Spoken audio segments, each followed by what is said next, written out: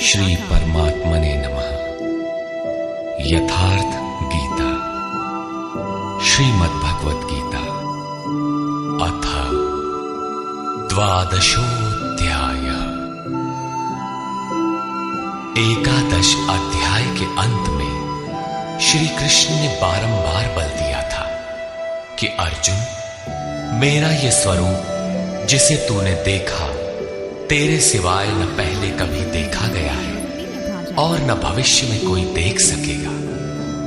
मैं न तप से, न यज्ञ से और न दान से ही देखे जाने को सुलभ, किंतु अनन्य भक्ति के द्वारा अर्थात मेरे अतिरिक्त अन्यत्र कहीं श्रद्धा बिखेरने न पाए।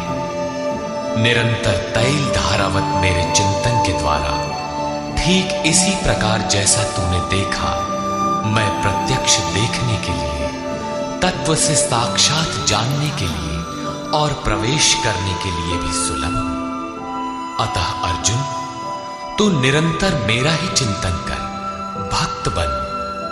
अध्याय के अंत में उन्होंने कहा था, अर्जुन, तू मेरे ही द्वारा निर्धारित किए गए कर्म को कर, मत परमा, अपितु मेरे परायण होकर कर।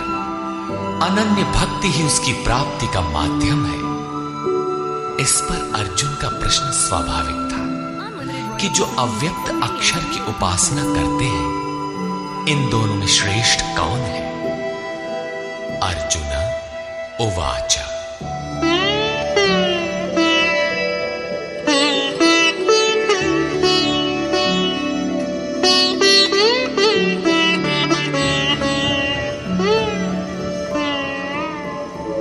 एवं सततयुक्ता ये भक्तास्त्वां पर्युपासते, ये चाप्यक्षरमव्यक्तं तेषां के योगवित्तमा। एवं अर्थात इस प्रकार जो अभी अभी आपने विधि बताई है, ठीक इसी विधि के अनुसार अनन्य भक्ति से आपकी शरण लेकर आपसे निरंतर संयुक्त होकर आपको भली प्रकार उपासते हैं, और दूसरे जो आपकी शरण न लेकर स्वतंत्र रूप से अपने भरोसे उसी अक्षय और अव्यक्त स्वरूप की उपासना करते हैं जिसमें आप भी स्थित हैं। इन दोनों प्रकार के भक्तों में अधिक उत्तम योगवेत्ता कौन है?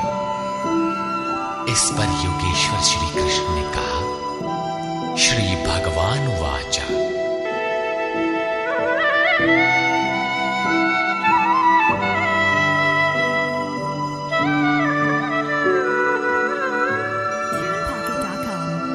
मय्यावेश्य मनो ये मां नित्ययुक्ता उपासते, श्रद्धया परयोपेता ते मे युक्ततमा मता। अर्जुन, मुझ में मन को एकाग्र करके निरंतर मुझसे संयुक्त हुए जो भक्तजन परम से संबंध रखने वाली श्रेष्ठ श्रद्धा से युक्त होकर मुझे भजते हैं, वे मुझे योगियों में भी अति उत्तम योगी मान्य हैं।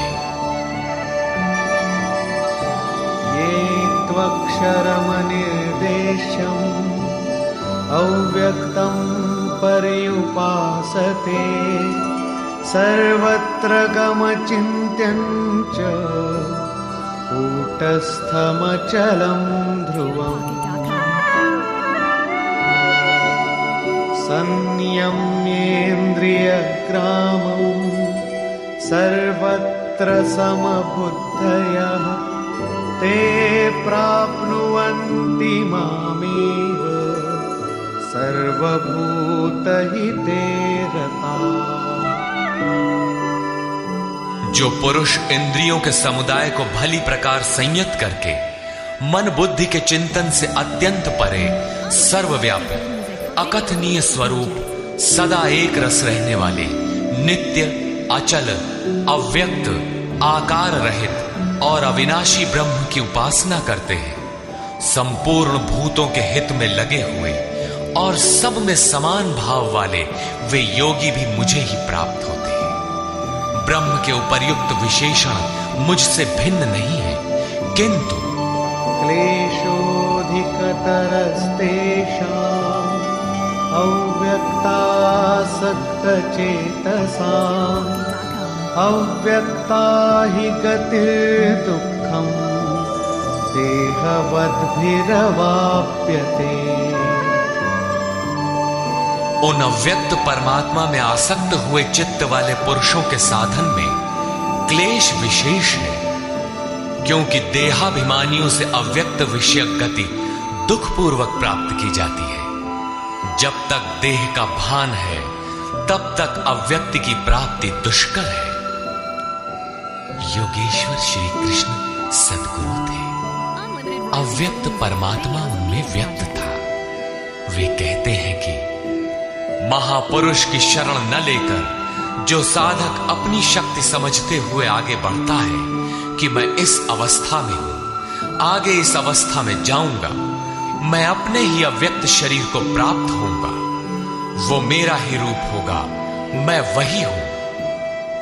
इस प्रकार सोचते प्राप्ति की प्रतीक्षा न करके अपने शरीर को ही सोहम कहने लगता है। यही इस मार्ग में सबसे बड़ी बाधा है।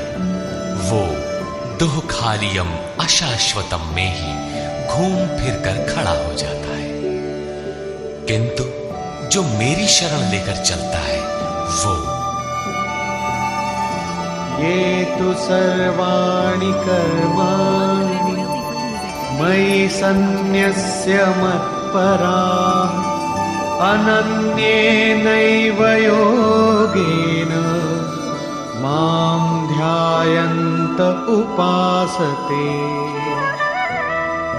जो मेरे परायण होकर संपूर्ण कर्मों अर्थात आराधना को मुझ में अर्पण करके अनन्य भाव से योग अर्थात आराधना प्रक्रिया के द्वारा निरंतर चिंतन करते हुए भजते हैं।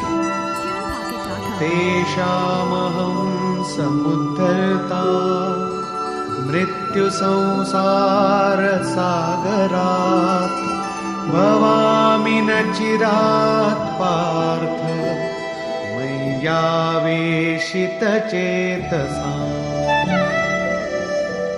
केवल मुझ में चित्त लगाने वाले उन भक्तों का मैं शीघ्र ही मृत्यु रूपी संसार से उद्धार करने वाला होता।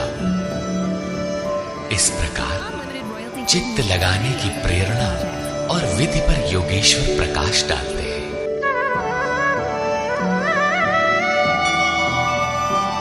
मय्येव मन आधत्स्व मयि बुद्धिं निवेशय निवसिष्यसि मय्येव अत ऊर्ध्वं न संशयः। इसलिए अर्जुन तू मुझ में मन लगा, मुझ में ही बुद्धि लगा, इसके उपरांत तू मुझ में ही निवास करेगा, इसमें कुछ भी संशय नहीं है। मन और बुद्धि भी न लगा सके तब जैसा अर्जुन ने पीछे कहा भी था कि मन को रोकना तो मैं वायु की तरह दुष्कर समझता हूं। इस पर योगेश्वर श्री कृष्ण कहते हैं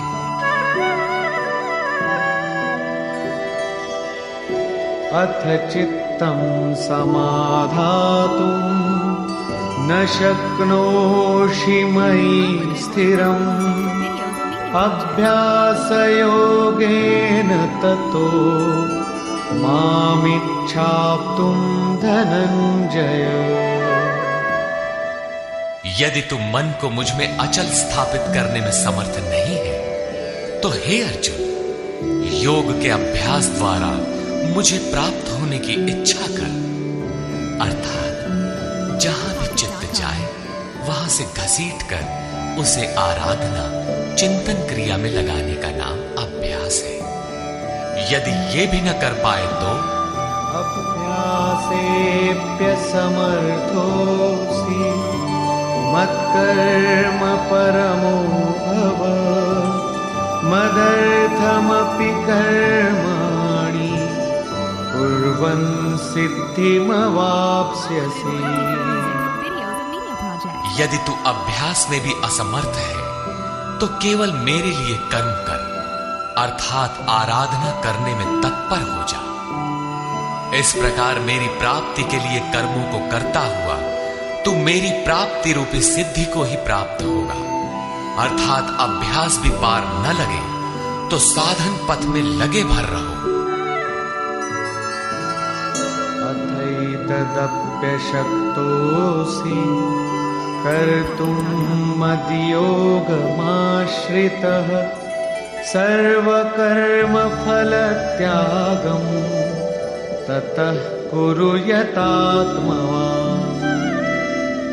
यदि इसे भी करने में असमर्थ हो तो संपूर्ण कर्म के फल का त्याग कर, अर्थात लाभ हानि की चिंता छोड़कर मद्योग के आश्रित होकर, अर्थात समर्पण के साथ आत्मवान महापुरुष की शरण में जाओ। उनसे प्रेरित होकर कर्म स्वतः होने लगेगा। समर्पण के साथ कर्म फल के त्याग का महत्व बताते हुए योगेश्वर श्री कृष्ण कहते हैं, श्रेयो हि ज्ञानमभ्यासाच् ज्ञानाध्यानं विशिष्यते ध्यानात् कर्मफलत्यागः त्यागात् शान्तिरनन्तरम्। केवल चित्त को रोकने के अभ्यास से ज्ञान मार्ग से कर्म में प्रवृत्त होना श्रेष्ठ है। ज्ञान माध्यम से कर्म को कार्य रूप देने की अपेक्षा ध्यान श्रेष्ठ है, क्योंकि ध्यान में इष्ट रहता ही है। ध्यान से भी संपूर्ण कर्मों के फल का त्याग श्रेष्ठ है, क्योंकि इष्ट के प्रति समर्पण के साथ ही योग पर दृष्टि रखते हुए कर्म फल का त्याग करने से उनके योग क्षेम की जिम्मेदारी इष्ट की हो जाती है। इसलिए इस त्याग से वो तत्काल ही परम शांति को प्राप्त हो जाता है। अभी तक योगेश्वर श्री कृष्ण ने बताया कि अव्यक्त की उपासना करने वाले ज्ञान मार्गी से समर्पण के साथ कर्म करने वाला निष्काम कर्मयोगी श्रेष्ठ है। दोनों एक ही कर्म करते हैं, किंतु ज्ञान मार्गी के पथ में व्यवधान अधिक है। उसके लाभ हानि की जिम्मेदारी स्वयं पर रहती है, जबकि समर्पित भक्ति की जिम्मेदारी महापुरुष पर होती है।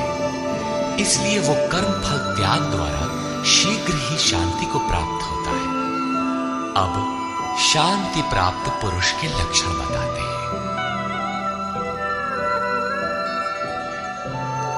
अद्वेष्टा सर्वभूतानां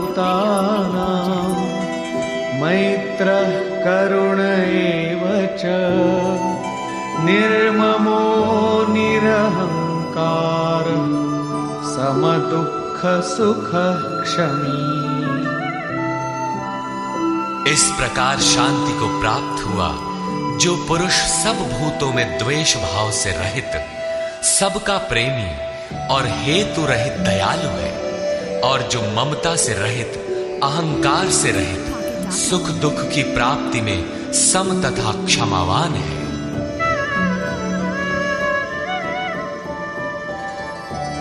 संतुष्टः सततं योगी यतात्मा दृढनिश्चयः मय्यर्पितमनो बुद्धिः यो मद्भक्तः स मे प्रियः।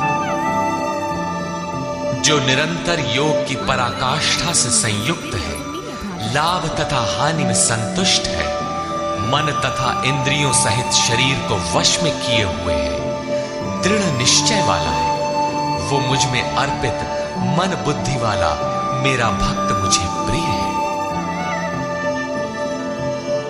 यस्मान्नो द्विजते लोको लोकान्नो द्विजते च यः हर्षामर्षभयोद्वेगैर्मुक्तो मुक्तो यः स च मे प्रियः। जिससे कोई भी जीव उद्वेग को प्राप्त नहीं होता और जो स्वयं भी किसी जीव से उद्विग्न नहीं होता, हर्ष, संताप, भय और समस्त विक्षोभों से मुक्त है, वो भक्त मुझे प्रिय है। साधकों के लिए ये श्लोक अत्यंत उपयोगी है। उन्हें इस ढंग से रहना चाहिए कि उनके द्वारा किसी के मन को ठेस न लगे। इतना तो साधक कर सकता है, किंतु दूसरे लोग इस आचरण से नहीं चलेंगे। वे तो संसारी हैं ही, वे तो आग उगलेंगे, कुछ भी कहेंगे, किंतु पथिक को चाहिए कि अपने हृदय में उनके द्वारा अर्थात उनके आघातों से भी उथल पुथल न हो, चिंतन में सुरत लगी रहे, क्रम न टूटे। उदाहरण के लिए आप स्वयं सड़क पर नियमानुसार बाएं से चल रहे हैं, कोई मदिरा पीकर चला आ रहा है, उससे बचना भी आपकी जिम्मेदारी है। अनपेक्ष शुचिर्दक्ष उदासीनो गतव्यथः सर्वारंभ परित्यागी यो मद्भक्तः स मे प्रियः।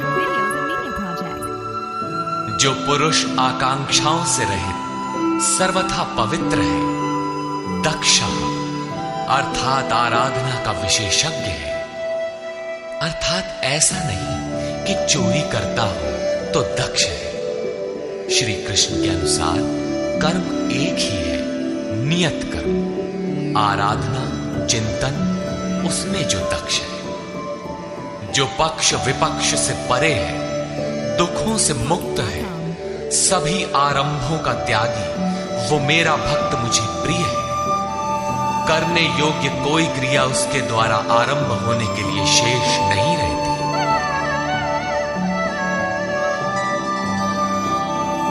यो न हृष्यति न द्वेष्टि न शोचति न कांक्षति शुभाशुभ परित्यागी भक्तिमान्यः स मे प्रियः।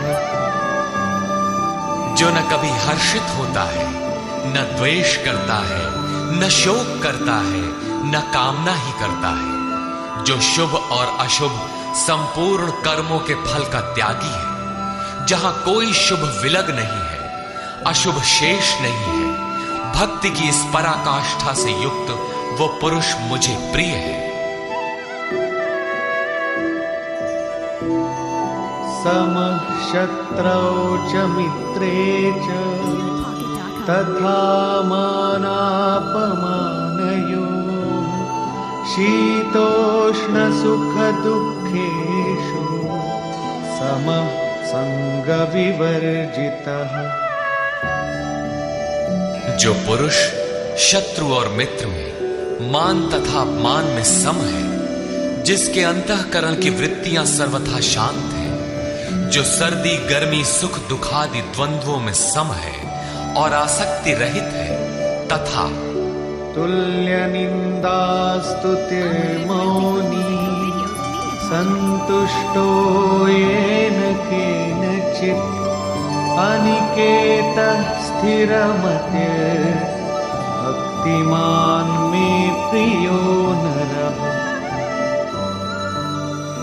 जो निंदा तथा स्तुति को समान समझने वाला है, मननशीलता की चरम सीमा पर पहुंचकर जिसकी मन सहित इंद्रियां शांत हो चुकी है, जिस किसी प्रकार शरीर निर्वाह होने में जो सदैव संतुष्ट है, जो अपने निवास स्थान में ममता से रहित है, भक्ति की पराकाष्ठा पर पहुंचा हुआ वो स्थिर बुद्धि वाला पुरुष मुझे प्रिय है।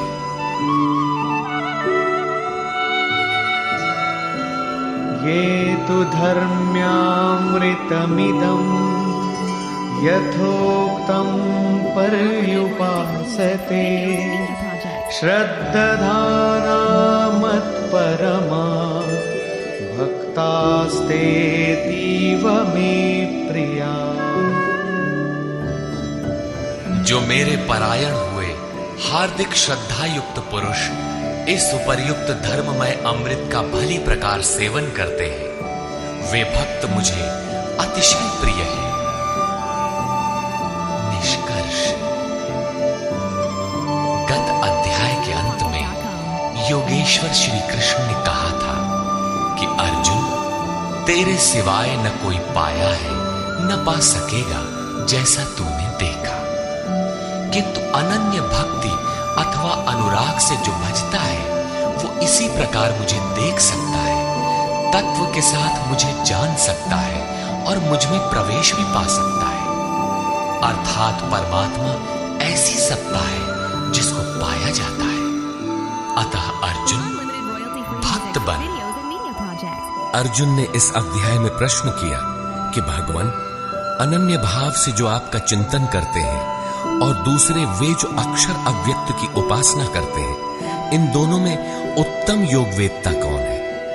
योगेश्वर श्री कृष्ण ने बताया कि दोनों मुझे ही प्राप्त होते हैं, क्योंकि मैं अव्यक्त स्वरूप हूं, किंतु जो इंद्रियों को वश में रखते हुए मन को सब ओर से समेट कर अव्यक्त परमात्मा में आसक्त है, उनके पथ में क्लेश विशेष है। जब तक देह का अध्यास अर्थात भान है, तब तक अव्यक्त स्वरूप की प्राप्ति दुखपूर्ण है, क्योंकि अव्यक्त स्वरूप तो चित्त के निरोध और विलय काल में मिलेगा। उसके पूर्व उसका शरीर ही बीच में बाधक बन जाता है। मैं हूं, मुझे पाना है कहते कहते अपने शरीर की ही ओर घूम जाता है। उसके लड़खड़ाने की अधिक संभावना है। अतः अर्जुन, तू संपूर्ण कर्मों को मुझ में अर्पण करके अनन्य भक्ति से मेरा चिंतन कर। जो मेरे परायण भक्तजन संपूर्ण कर्मों को मुझ में अर्पण करके मानव शरीरधारी मुझ सगुण योगी के रूप का ध्यान द्वारा तैल धारावत निरंतर चिंतन करते हैं, उनका मैं शीघ्र ही संसार सागर से उद्धार करने वाला हो जाता हूं। अतः भक्ति मार्ग श्रेष्ठ है। अर्जुन, मुझ में मन को लगा, मन न लगे तो भी लगाने का अभ्यास कर। जहां भी चित्त जाए पुनः घसीट कर उसका निरोध कर। यह भी करने में असमर्थ है तो तू कर्म कर। कर्म एक ही है, यज्ञार्थ कर्म। तू कार्यम कर्म करता भर जा, दूसरा न कर। उतना ही कर, पार लगे चाहे न लगे। यदि यह भी करने में असमर्थ है तो स्थित प्रज्ञ आत्मवान तत्वज्ञ महापुरुष की शरण होकर संपूर्ण कर्म फलों का त्याग कर। ऐसा त्याग करने से तू परम शांति को प्राप्त हो जाएगा।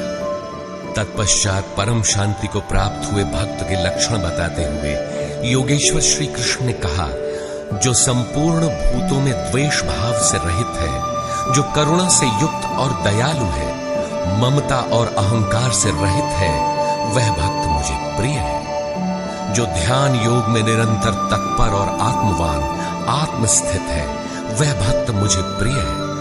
जिससे न किसी को उद्वेग प्राप्त होता है और स्वयं भी जो किसी से उद्वेग को प्राप्त नहीं होता, ऐसा भक्त मुझे प्रिय है। जो शुद्ध है, दक्ष है, व्यथाओं से उपराम है, सर्वारंभों को त्याग कर जिसने पार पा लिया है, ऐसा भक्त मुझे प्रिय है। संपूर्ण कामनाओं का त्यागी और शुभाशुभों का पार पाने वाला भक्त मुझे प्रिय है। जो निंदा और स्तुति में समान और मौन है, मन सहित जिसकी इंद्रियां शांत और मौन है, जो किसी भी प्रकार शरीर निर्वाह में संतुष्ट और रहने के स्थान में ममता से रहित है, शरीर रक्षा में भी जिसकी आसक्ति नहीं है, ऐसा स्थित प्रज्ञ भक्तिमान पुरुष मुझे प्रिय है। इस प्रकार श्लोक 11 से 19 तक योगेश्वर श्री कृष्ण ने शांति प्राप्त योग युक्त भक्त की रहनी पर प्रकाश डाला, जो साधकों के लिए उपादेय है। अंत में निर्णय देते हुए उन्होंने कहा, अर्जुन, जो मेरे परायण हुए अनन्य श्रद्धा से युक्त पुरुष इस ऊपर कहे हुए धर्ममय अमृत को निष्काम भाव से भली प्रकार आचरण में ढालते हैं, वे भक्त मुझे अतिशय प्रिय है। अतः समर्पण के साथ इस कर्म में प्रवृत्त होना श्रेयतर है, क्योंकि उसके हान लाभ की जिम्मेदारी वह इष्ट सद्गुरु अपने ऊपर ले लेते हैं। यहां श्री कृष्ण ने स्वरूपस्थ महापुरुष के लक्षण बताए, उनकी शरण में जाने को कहा और अंत में अपनी शरण में आने की प्रेरणा देकर उन महापुरुषों के समकक्ष अपने को घोषित किया।